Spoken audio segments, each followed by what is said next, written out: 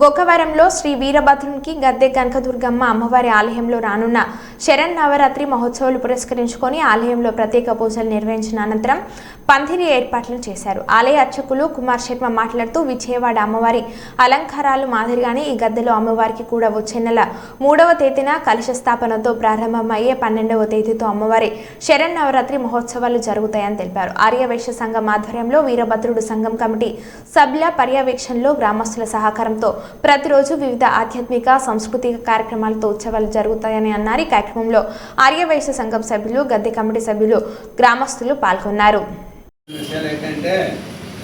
ఉదయం 11 గంటల 12 దాకా వేయడం అని అనుకున్నాక రాత్రి మెసేజ్ పెట్టడం అందరూ బాగానే వచ్చారు.